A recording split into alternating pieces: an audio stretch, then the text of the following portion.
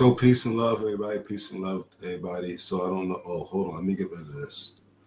1 second, y'all, because I want you. I thought it. Hopefully the description is up there. But this is about Mississippians, the OMAC, the mound builders, the bend to and more. It's actually about us, more about us. Of course, we got to keep learning more about us. So, little history, real quick, about 27 minutes of your time, approximately. Peace and love, truth, light, honesty, unity, family, respect, and anything I may have left out that I should have said just in case. Peace and love. So again, before I start this video is about the Mississippians, that's us, OMAX, okay? You'll find out, and mound builders, and more, a lot more. But it's about our blood lineage, okay? Because we was here first. This is the old world. They keep on trying to say new world, but just watch this video. Imagine a world hidden in plain sight. In North America, the Mississippians built monumental earthworks and vibrant cities long before you. Imagine a world hidden in plain sight. In North America, the Mississippians built monumental earthworks and vibrant cities long before European Moors' contact. Their mounds whisper of lost glory and enduring mystery. Exploring these silent monuments reveals our shared human story, layered, complex, and still echoing today. Another thing is that there's many Nubian celebrities that resemble ancient Mayas, Aztec, and Olmec, which are all the same people. They all made up the old Mississippians, especially Nubian celebrities from Louisiana and Mississippi areas. The Mississippians built a vibrant world across the fertile Mississippi floodplains, towns, fields, and monumental earthen mounds in various shapes were centers of ceremony, power, and belief. Work stretched across the continent, connecting cultures and ideas, leaving a legacy that still shapes our understanding of ancient America. You see, these Mississippians were in contact with different groups of extraterrestrials. Some of these beings looked human and mixed in with the Mississippians, giving them advanced knowledge of building mounds and digging underground cities and tunnels. There's thousands of miles and miles of tunnels leading to huge underground cities built by the Mississippians. Said that the mounds were temples and burial grounds. They are also UFO landing pads for incoming extraterrestrials. To understand the Mississippians, we must first understand their rivers.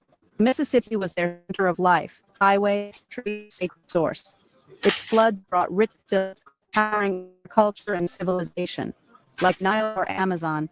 So it's not that it's confused. We had some people that were family out there, and we had some folks also that were out here. Some came down, and some decided to be bad.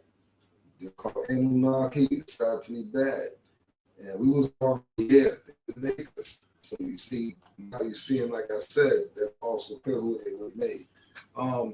But they were just helping us, and we had ability. They knew who we were. They knew we were source in the physical body. They knew that. But before, it was actually a spiritual body. But even after that whole physicalness happened, and we were at war trying to get it back to the spiritual, we was at a height that, as far as the powers, that nobody could really fuck with us. So, they decided to be friends with us, right? But there were those that were plotting and planning behind the scenes. Everybody didn't know everything that's going on, because the left hand didn't tell the right hand what it was doing. So when that sort of thing happens, you know how it goes down. So the bad ones decided to do the bad things, and they came against us. Why? Because they wanted praise, and they wanted us to do. No, we don't do no work for y'all. We the ones that said no. We always said no. The originals, the Mississippians, Atlanteans, we all said no. And then that's when the attack went on. That's when they stopped plotting. Let's just take the whole earth. Let's do this. As far as fast, these people coming, this and that. So just to be clear, and now big mistake was doing what we was told not to do. We was told When you're in these spiritual realm like this, the matrix that now is a physical realm like this, the matrix, do not accept fake gifts. And that's where we messed up. That's why you hear some teachers say, what's worse is the day we betrayed our own selves. The minute we was being kind and thought that these beings, who some of them was kicked out, okay, or was going to be kicked out. Actually, at the time, was going to be kicked out. They didn't get kicked out yet. It was going to get kicked out. So they didn't get kicked out yet. That war happened, was in heaven and earth at the same time. They're both together. So they didn't get kicked out yet. But somehow, I don't know how, we couldn't see it. But eventually we didn't have to fight them. Yeah, we beat them up and we kicked them out. But then see that all that caused the great fall of earth. They knew what they was doing. That's when they could invert it and invert everything, right? And they just caused floods. So they couldn't whoop our ass, so they flooded the shit to get rid of us, a whole lot of other stuff. I brought y'all to all those stories of that. But pay attention to us. Again, this is about the Mississippians, olmes, and the moundbuilders and more. This is our bloodline lineage. You hear about some that came in, so forth. All right. Great Rivers Nerd Societies. The story of the Mississippians is a global. If I would talk to my friends, or my dear brothers, really my brothers, then just know calling y'all soon is very busy. I just took time in my day to really help them get this done. I got something I got to do in 30 minutes, 27 minutes long, approximately. Of rivers, trees, and shared human heritage. The word Mississippian bridges two worlds. Native American culture of matter, geological soul, human history, the other, Earth's deep past. Stories, epics,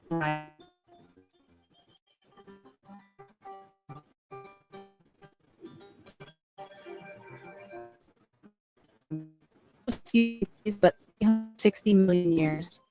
We arrive in the Mississippian geological period. The air is humid and rich with oxygen. The land masses of Earth are clustered in supercontinents of Savannah and Laurasia.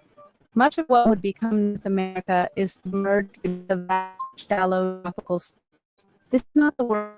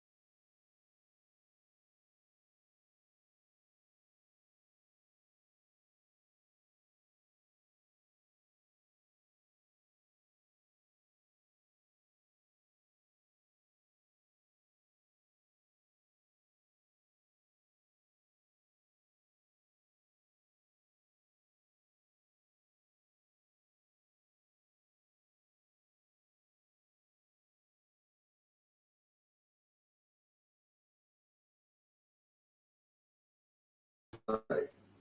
If you can hear me, just hold.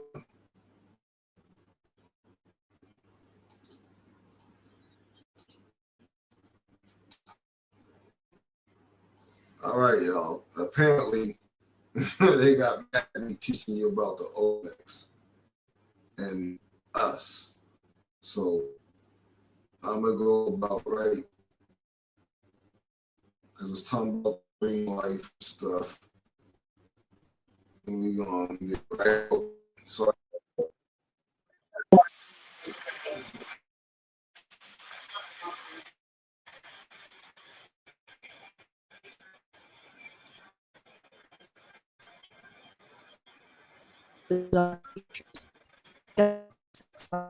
As winds of over 2 feet through the damp air. Murky swamps making across the continent. Right, so if I mess with my face, so we're gonna keep on until you get it. I know what I gotta do. Hold on. Geological period is a critical chapter in Earth's story. The immense plant life of the broader Carboniferous era, of which the Mississippian is the first half, played a crucial role in shaping our planet's atmosphere. These primeval forests pulled enormous amounts of carbon dioxide from the air, storing it as organic matter that would eventually become the vast coal seams we mine today. This is why the period is named Carboniferous, meaning coal-bearing. The world of the Mississippian period was a world in the making, a time of geological and biological ferment that laid the groundwork for all future life, including hundreds of millions of years later, our own. So in other words, what she just told you is the Mississippians were the very first people that were ever on the face of the earth. By Dow. Okay? Just so you know, the Mississippians were the first people on the face of the earth. That means you have the oldest, original. And this was the stuff that the video I saw before about how these people trying to figure out how they can stop you, and then they finding out the language that you come from, the bloodline you come from is older than the earth itself. That it was before the earth even supposedly cooled down. It was before the earth was created that you already had existed. And they found out you were entangled with this thing that they call God, right? And they thought, oh snap, we can't get put. Now they know, oh shit. Now you understand why Trump is doing retarded stuff, panicking. Because now they thought they knew, but now they really know. And now they're pooping and pissing in their pants, they're shitting in their pants. They don't know what to do. That's why he's doing all this stuff, trying to pull your coattail, trying to get you looking at what's going on. Like, and I can't tell you how much stuff I scroll by. Trump this, Trump that, this, that, ICE that. Man, I just scroll by way too much stuff most of the day just because I was like, I'm not even going to bother. Because, you know, when you watch stuff, you are giving it some of your energy. And I was like, I don't want to give that my energy. It's not worth giving it my energy. And all day long, you can go anywhere. That's all you see. It's like, okay. So this is a lot of stuff being pumped out because they can't get us to go outside or do anything they want. So they obviously know we're not going to come outside, you know, but they know if they come anywhere trying to mess with any of us, that they're going to find out who God is. And they already know that we God, but they're going to find out the hard way. And that's what they're afraid of. So what they doing now is trying to see if they can make you weaker by saying this and that, this, that. And the sad part is you're supposed to pay attention to what's going on so you know. But dang, y'all doing 100 miles an hour, Trump this, that. Man, I ain't got time doing all that, man. It's too much, man. Y'all doing too much.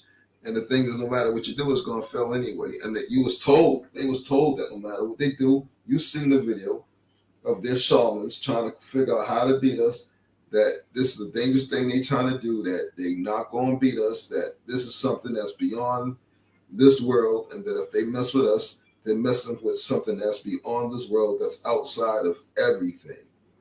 And that's the very thing they hate. It's called source. You and source entangled because you and source are one. That's what I've been telling y'all all along. I've been telling you this all along. All right? But go ahead. Keep watching. Now, let's leap forward across an almost unimaginable gulf of time. We leave the ancient seas and swamp forests behind, jumping over 300 million By the way, the Mississippians are also the Atlanteans. By now. years into the future. We land in the same geographical region, but it is now a transformed world. The shallow seas are long gone, replaced by rolling hills, dense forests, and the meandering path of a mighty river. We are in the period from 800 to 1600 CE. This is the era of the Mississippian culture, a civilization that rose, flourished, and fell in the geological blink of an eye. This is not the age of crinoids, but the age of mounds. It is a story not of geology, but of humanity. The hallmarks of this Mississippian world were not limestone. So our city fell in a geological blink of an eye. In other words, it didn't even last long. So in other words, what happened? They came, they tried to be our friends, Then they tried to coach us to serve them and do their work, and we told them to go fuck themselves. The niggas got mad. The good guys was like, we'll just leave them alone. And all the bad guys was like, nah, fuck that. We're going to make them do this, and we're going to go to war with orders. They got their butt cooked, so they made a bunch of different beings, enslaved them, made them do all that crazy work, and then taught them to come against us as they came against us too. Don't get it twisted, because those are demigods that came against us, right? And they came us with such a vast army, and with them at the same time, the bad Anunnaki came against us at the same time of all the time when they made all these things against us. All right, so that's how it went down, and that's why I said it didn't take long. And then the other thing is, they had to march around our buildings before it even got to anywhere in our cities. They're blowing these drums. It was a big drum, big bass drum, and some type of trumpet. That's why we said trumpets are bad. And whatever type of the acoustic weapon this thing was, it obviously worked. And then we fell. But keep going, because you're going to hear our history. Because history is actually long and vast, although we had a short, long kingdom. And this is funny. And before our kingdom really got a chance to get fully be fucking the greatest it's ever been, although it was super great already, we even fucking inspired the Tartarian Empire. Yeah. And a whole lot of other folks. You're going to hear it. Limestone deposits, but monumental earthworks. These people were master builders who reshaped their environment to reflect their society and beliefs. They constructed hundreds, perhaps thousands of mounds across the landscape. These were not random piles of dirt. They were precisely engineered structures. Some were flat-topped pyramids that served as platforms for the homes of chiefs or sacred temples, elevating the elite above the common populace. Others were conical or ridge-top mounds used for burying the dead, often with elaborate grave goods that speak of their status and their beliefs about the afterlife. These mounds are the signature of their civilization. Unlike the global processes of the geological period, the Mississippian culture was a distinctly North American phenomenon. It was a complex tapestry of societies centered in the Mississippi River Valley and spreading throughout the Southeast. These communities were bound by a shared way of life. They were skilled farmers, whose society was built on the successful cultivation of maize. This reliable food source allowed for settled, year-round communities and a population boom. They organized themselves into chiefdoms, a form of social and political structure where hereditary rulers held power over multiple towns and villages, creating a network of allegiance and tribute. Their world was connected by extensive trade networks that moved goods and ideas across vast distances. We formed the world's first government. Copper from the Great Lakes, shells from the Gulf Coast, and chert for tools from southern Illinois all found their way to Mississippian centers. This exchange fostered a shared cosmology and artistic tradition known as the Southeastern Ceremonial Complex, with recurring symbols like the Birdman, the Cross and Circle, and the winged serpent appearing on pottery, shell carvings, and copper plates across the region. This was a human world defined by agriculture, social hierarchy, monumental construction, and a rich spiritual life, a world whose story is just as epic as the geological age that shares its name. The Mississippian story isn't just North American. It's part of a vast interconnected. We had free energy, free everything, free housing. We had free everything. Just even though we had a government, we still had free everything, free energy, free food, free the whole 9 yards. Okay, but some people wanted to profit off of that and try to make us slaves. After we thought they was our friends, they was looking to betray us because they was already mad about the fact that Source made bodies for his own self and came down in these bodies. And they didn't like the fact that at first it wasn't even a physical body, it was a spiritual body. That's why they had to take us down to invert it. That's right, so that they could get us in the physical body to have a shot at beating us. And even then, they got the ass a whole bunch of times to the point they made their own people and then came against us with their own people. Connected human tapestry. From the Olmec of Mexico to African tribes like the Dogon and TWA, these ancient peoples were branches of the same great tree, sharing traditions, migrations, and a legacy that spans continents. The story is global, woven into Obviously, that great tree in Mississippi, I don't have to tell you that, but this was one of the first great trees that we would climb up, walk up, travel up, all right, to the very tippity top. Some folks, they said some of us lived in high up at the top of the trees. We used to visit the top of the tree. Why? Because those trees went all the way to the top of what was called heaven, which heaven is coming back to earth now, all right, which we're going into the next dimension real soon, which is completion, all right. So, and of course, why we could do that? Because we were a lot darker. We were really dark, if you didn't notice. We were a lot darker. Why? Because, man, that's the only way you could take them out. The heat on Earth was way harder at the time back then, way harder. The air, there was a lot more air, okay? And it wasn't even the same type of air we breathe in now. The air's been changed, all right? Just so you know, all right? The fruit, because of this, everything was bigger. The fruit, the food, the animals, the bugs, the insects, people, we were bigger, okay? So we actually didn't get small until after the flood, which was really a flood above and also a flood with the ground as far as it turned into quicksand, using those weapons they did, okay? And then, of course, we eventually became smaller. And we still told them to go fuck themselves. But you see, and they came against us, you know, and you see how they taught their predecessors. I don't want to call them that because I can't call them that because those are just the front faces to try to get the job done and then to disperse of when their time was up. And now they realizing their time was up. They got used by these Anunnaki, the bad Anunnaki. And now the Anunnaki don't need them.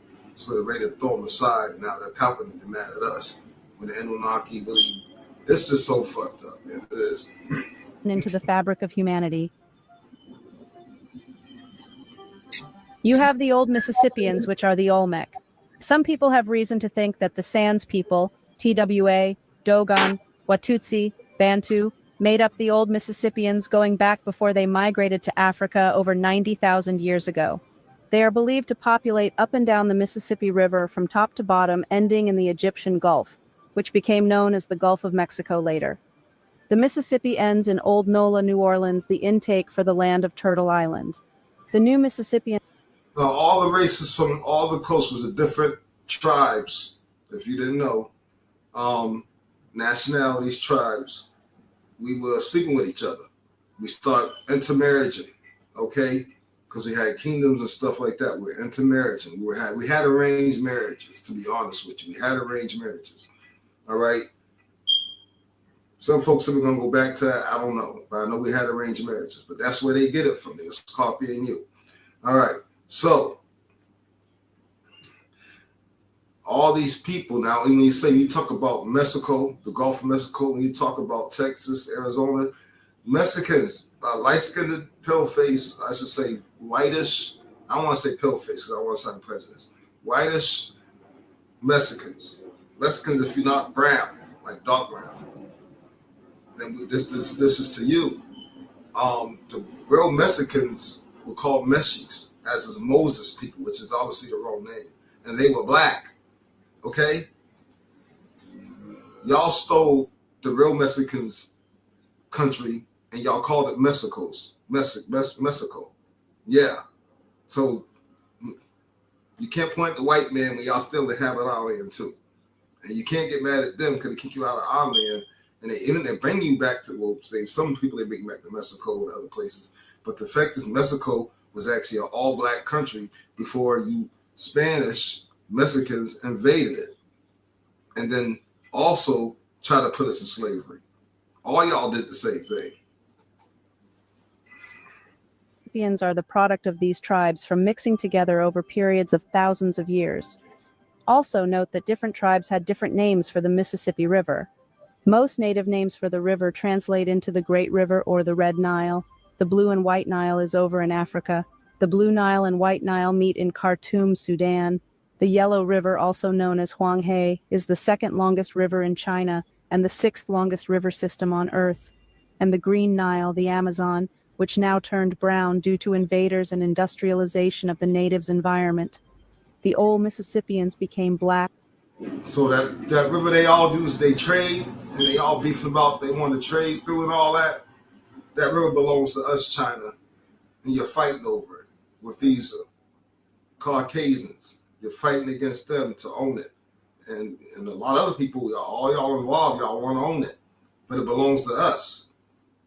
Thievery has no limits. Blacks, Negroes, and colored after the French started the Black Codes in 1724, Old NOLA. Then they pushed harder for reclassification of the old Mississippians through the 1800s during the Louisiana Purchase in 1803. Their legacy lives on in the cultures of today. In case y'all missed it, she said black people are the black Americans are the predecessors of the Mississippians. They was calling this place the Atlanteans. You can understand this now. Atlanteans is a group of people from mixing and intermarriage. Okay, that's why it was called Atlantis. But we all had separate groups in Atlantis. The physical stature of ancient peoples, Mississippians, Maya, and Twa, reveals a striking thread of connection. Their shared, shorter stature hints at a common ancestry, a biological link that endures across continents and centuries. Their very bones whisper a tale of one widespread human family. The first Mississippians had an average height of 5'6" inches for males and 5'3" inches for females, suggesting the Mississippians were likely similar to or the same people as the TWA. The TWA people, also known as Bot. It got deeper than that. Let's be honest. The other ones that were further down the river, near other people, intermixed with them too. Okay. And then therefore that means some of them were our people, and some of the ones that they mixed with, they shouldn't mix with, are unfortunately some of your cousins. That's right. See, that's what they say, strange faces. But the problem with that is that they still have them. There's still, you figure it out. I'm not even gonna make a comment on it because I don't want to sound prejudiced, but you figure it out. Batwa are a group of African pygmies, and their average height is around 5 feet, 1.5 meters. This places them within the definition of a pygmy, which generally refers to adult males averaging less than 150 centimeters, 59 inches, in height. The average height of Maya people varies by location and generation, but they are generally considered short, with men averaging around 5 feet 2 inches, 157 centimeters, and women around 4 feet 10 inches, 147 centimeters. However, Maya people living in the United States area tend to be taller than those in Guatemala, suggesting that there were two. So the Maya, obviously, in America, were tall, like I told y'all. They were taller. Okay? But the Maya learned a lot of technology for the Mississippians. You get this? This group of Maya that is in Africa that she's showing, the place called Africa now, these are the ones who had left that place for whatever reason and moved to Africa. Now, I've done some research on this a long time ago, and basically there was some type of war that broke out, something went down, okay? The Bible will touch on it a little bit, but it's a lot deeper than that. All right, some folks say the Mayas who were, I say, had a certain spiritual, they reached a certain spiritual level, walked through a portal and left when the attack was coming. We don't really know because we wasn't there. This is just what we researched so far. But of course, like I said, there's a lot deeper than that. And the Bible does touch on it some. Anybody knows something, feel free to put it on the screen. I'll share it to the people. Two groups of Mayans. The Atlan hypothesis suggests ancient Africans crossed the Atlantic, settling the Americas long before known history. These pioneers brought culture and knowledge, shaping civilizations like the Olmec. The Atlantic was not a barrier, but a bridge, uniting continents in a shared, ancient story of courage and exploration. In south-central Mexico, the Olmec emerged around 20,000 BCE as the mother culture of Mesoamerica. Some say the Olmecs go back millions of years in the Americas. They built complex urban centers like San Lorenzo and La Venta, with ceremonial mounds and advanced water systems. The Olmec are famous for their colossal stone heads, monumental portraits of rulers carved from massive basalt boulders. Their art, including jade carvings, and they were jaguar motif, expressed their cosmology, and influenced later civilizations. The Olmec developed early writing and calendar systems and established long-distance trade networks. Their civilization mysteriously declined around 400 BCE, but their legacy endured. Olmec innovations in art, architecture, and religion shaped the Maya, Aztec, and others. They lit a cultural fire that burned across Mesoamerica for centuries. The Olmec are a cornerstone of New World civilization.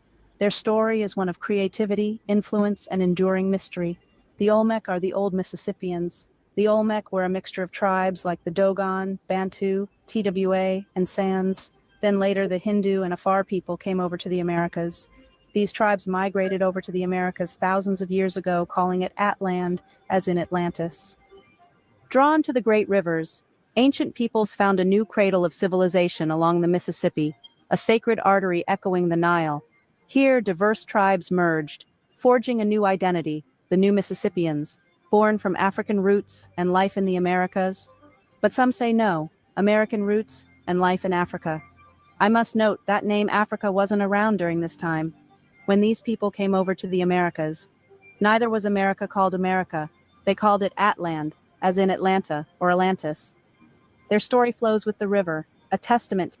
So if you don't know, before Tartaria was Atlantis, because the whole was Atlantis, and we were traveling back and forth. We did not come from Africa. Africa wasn't even a name, but they did come from that continent to come trade, visit, and for ceremonies is what they did. Just so you know, I'm not promoting that we came from Africa because that wouldn't be entirely true.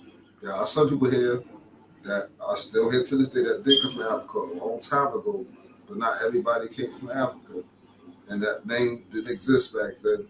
So just know that some of our, it was the whole place was Atlantis. So before Tartaria was Atlantis. So you know who caused Atlantis to fall, okay? Would have to be Tartaria.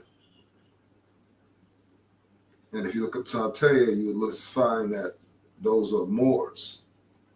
There were some Moors back then at the time. Now, apparently there was some good people and some good Moors and some bad Moors. So that's always deep. That's also deep as well. To the enduring power of place.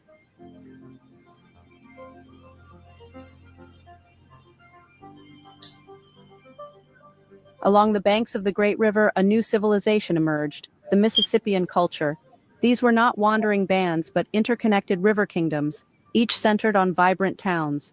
Agriculture, especially maize, fueled their growth, allowing permanent settlements and a population boom. Towns flourished along river valleys, their locations chosen for fertile soil and abundant fish. Communities ranged from isolated farmsteads to bustling towns, all linked by the river's trade routes.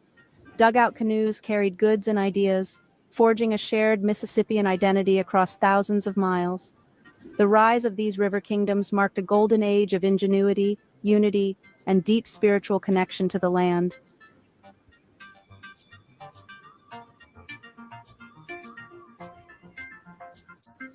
At the heart of the Mississippian world stood Cahokia, a city of unmatched scale and influence.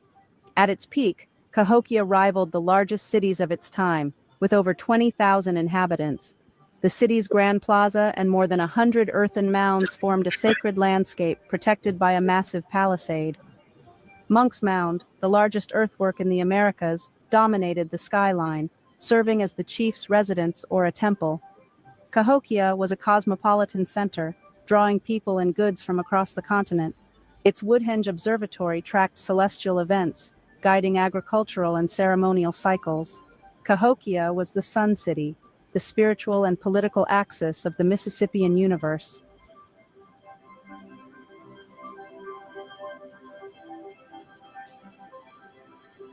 The Mississippians were master mound builders. When we did stuff, we didn't do it as religion. They turned it into religion. Shaping the land with sacred purpose. Building mounds was a communal act, requiring generations of coordinated labor. Platform mounds elevated temples and chiefs, symbolizing social hierarchy. Conical mounds served as burial sites, linking the living to their ancestors. Ridgetop mounds' purposes were for extraterrestrial landings. All were aligned with celestial events. Each mound was a renewal of the world, connecting Earth and cosmos. These enduring earthworks are monuments to a people who moved mountains, spiritually and literally.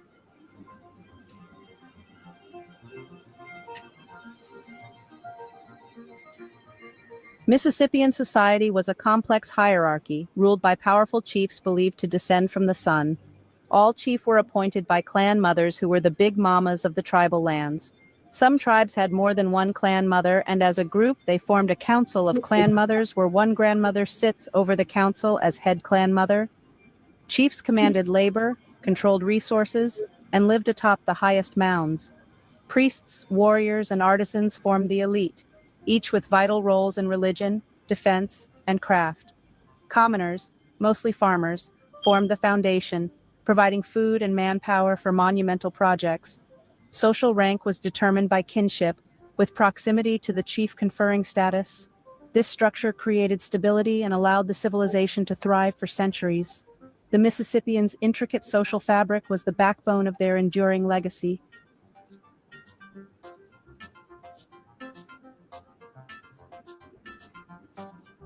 Daily life revolved around farming maize beans and squash, the three sisters. Rivers provided fish, supplementing diets and inspiring art, while forests offered game. Mississippians were skilled artisans, crafting pottery and effigy vessels that reflected their world. Community life centered on plazas for gatherings and mounds for ceremonies. Ritual games like chunky and sacred festivals united the people. Every act from planting to pottery was infused with spiritual meaning and communal purpose. The Mississippians created a world where work, art, and faith were inseparable, thriving along the great river. To truly know a people, we must look beyond their cities and into their hearts. For the Mississippians, religion was the air they breathed, shaping their art, society, and every ritual. Their beliefs united them, honoring ancestors and connecting the living to the cosmos through sacred ceremonies at the mounds. In these moments, the soul of their civilization was forged in the fire of shared belief.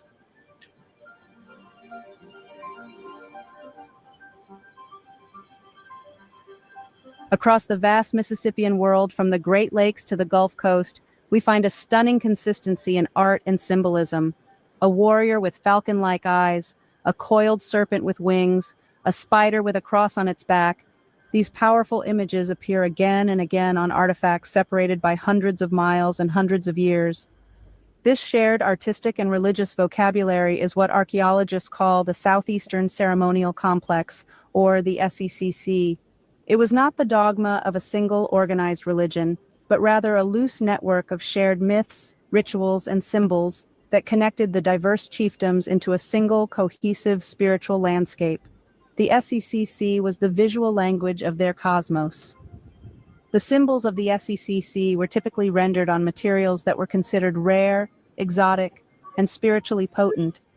Marine shell, brought inland from the distant coasts of the Gulf of Mexico, was a favorite medium. Skilled artisans would carve intricate designs onto gorgets, which were large circular pendants worn on the chest. These carvings often depicted mythical heroes, cosmic battles, or supernatural creatures. A famous gorget from the St. Francis River Valley in Arkansas shows two human-like figures, perhaps the mythical hero twins, engaged in a ritual or game. These objects were not mere decorations, they were sacred texts, telling the great stories of their culture and bestowing spiritual power upon the wearer. Copper was another material charged with sacred power. Hammered into thin, embossed plates, it was used to create images of eagles, falcons, and the famous Birdman figure, a human warrior wearing the wings and mask of a raptor. This powerful being represented the ability to travel between the earthly realm and the upper world. It wasn't the raft that was actually.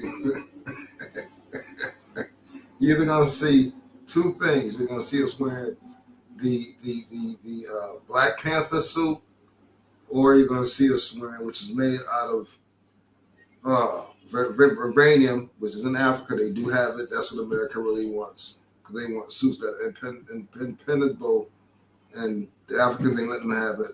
And that happened for a reason, because they want to use that against us. Okay, but that's another story. Okay. And you will always see us in a dragon suit. That was another suit, okay? They said a fucking bird. A few of these precious copper plates have been found in Arkansas, including fragments with bird motifs and a remarkable plate depicting a spider from the Parkin site. These items were likely the exclusive property of the highest-ranking chiefs and priests, symbols of their immense spiritual authority and their connection to the divine forces of the sky. The existence of the SECC across such a wide area speaks to the incredible interconnectedness of the Mississippian world. It shows that despite being organized into separate chiefdoms that often warred with one another, they all participated in a shared universe of meaning. Traders, pilgrims, and warriors traveling the great river highways carried not just goods, but ideas. They shared myths, learned new rituals, and exchanged sacred objects, creating and sustaining a common cultural and religious framework. The SECC is a powerful reminder that the ties that bind a people are often... Boom. Pause. Now, later on, towards the end of our kingdom, some of us start getting involved with religion. And there goes the downfall. Who gave us religion? You already know who gave us religion. been woven from the threads of shared stories and sacred symbols. Look.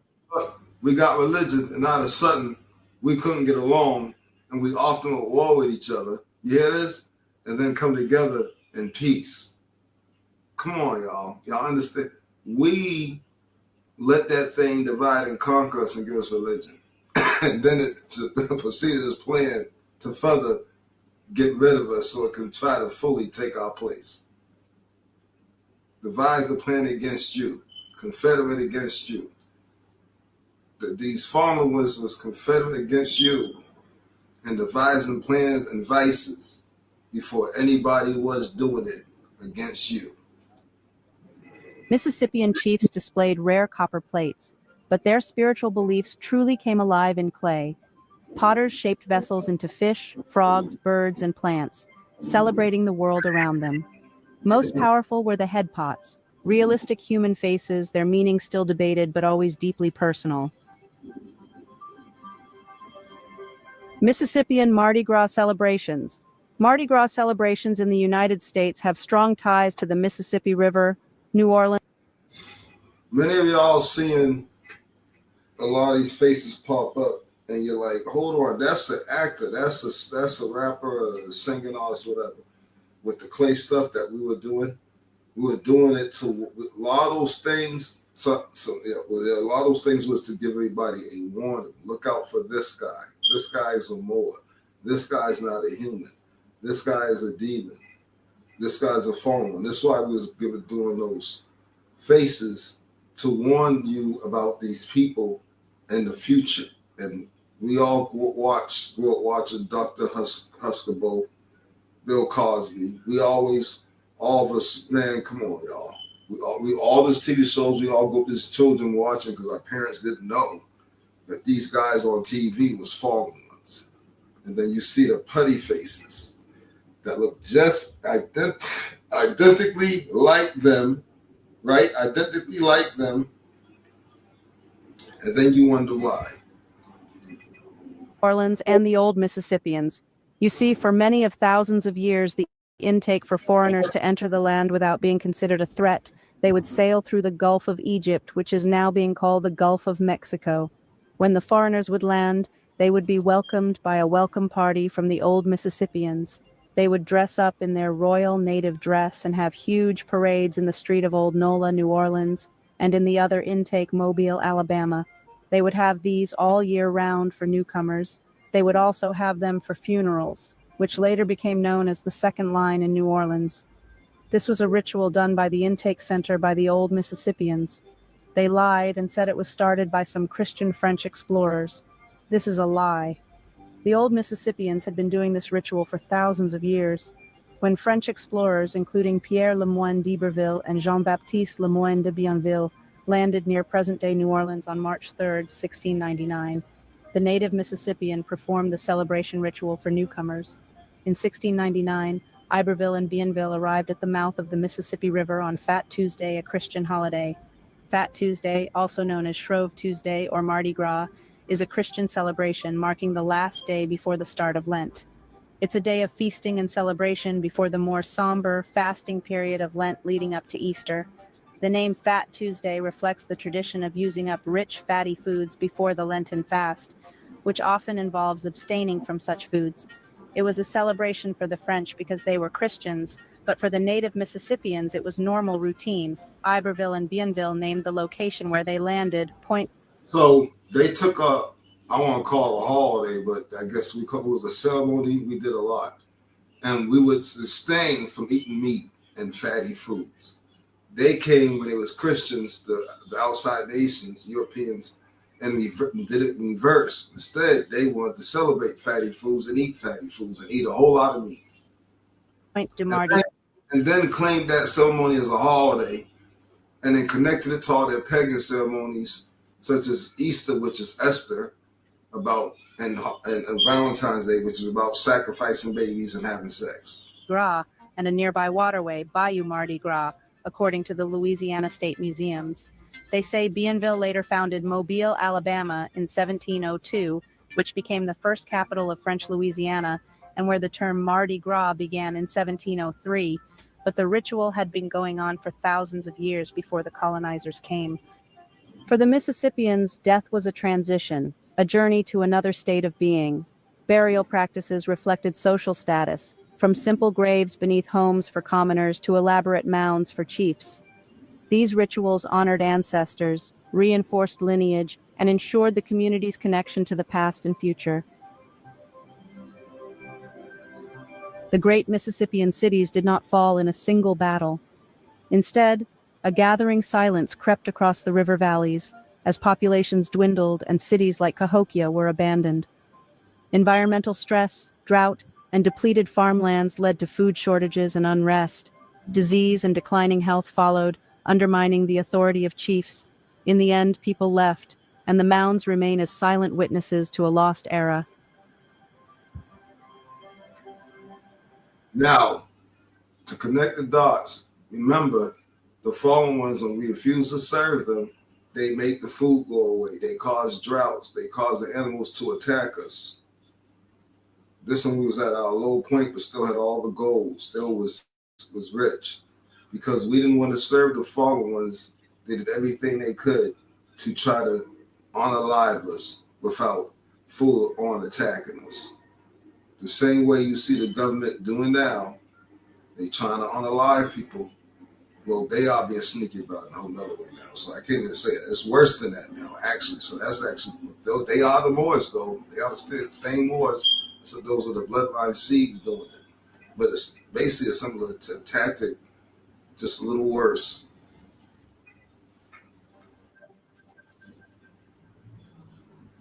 Just as the Mississippian world was navigating this period of internal turmoil, a new and cataclysmic force appeared on the horizon. In 1541, the Spanish expedition led by Hernando de Soto slashed its way through the heart of the Southeast, including what is now Arkansas. These were the first Europeans. Look, this is when we had left. A lot of people had left. Some of our people, King David's people, to be exact, was staying in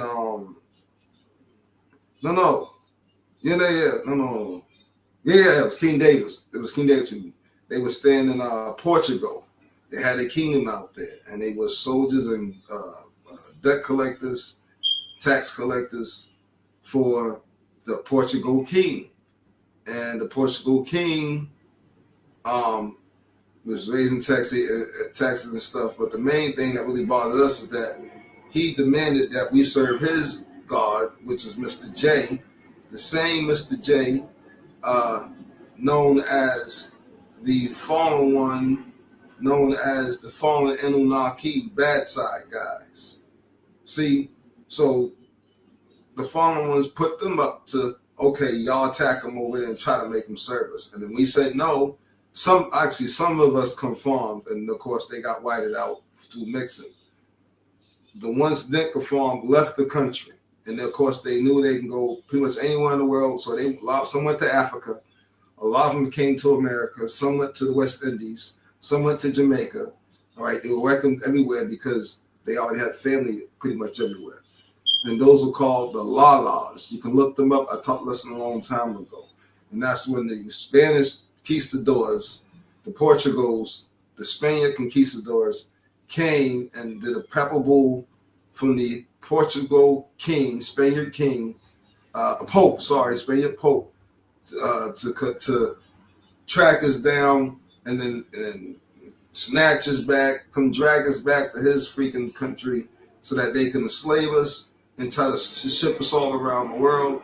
And so they would come anywhere they knew where we were and anywhere any of our people had came to get away from them. And they enslaved us.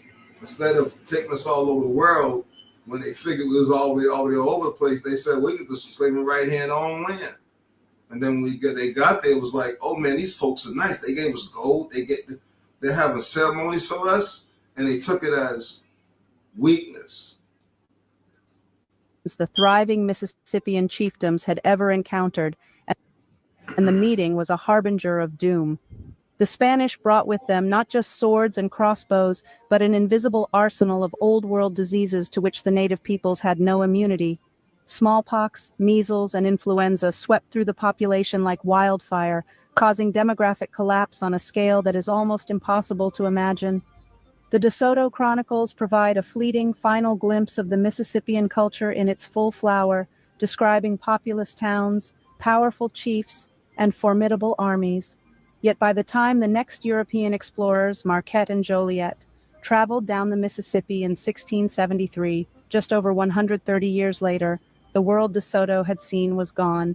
The great flourishing towns were deserted, their plazas overgrown and their mounds silent. The devastating impact of disease, combined with the violence and disruption of the Spanish invasion, had shattered the delicate social fabric of the chiefdoms. The intricate networks of trade, tribute, and ceremony that held their world together had been irrevocably broken. The arrival of the Moorish Europeans was not just a biological warfare and military catastrophe, it was a spiritual one. The sudden... And the black, okay, so she's going further back. So when the Blackamoors came, those were demis at the time. The Blackamoors were demis, gods, fallen ones. And they did come, and they brought swords, they brought weapons. In other words, they brought weapons. Sword means weapons. They brought weapons. And, well, because we told them we weren't going to serve their freaking God, and we didn't want to serve their damn devils. And we told their devil pappy no after we figured out that he was a devil, because he played like he wasn't. And then we also told freaking that black Portuguese king who was black, because the Moors were black, just let y'all know. Even because Columbus was actually a half black Moor, just to let y'all know. Yeah, and they came over here and the war started. So she going way further back. She's talking about when we first failed.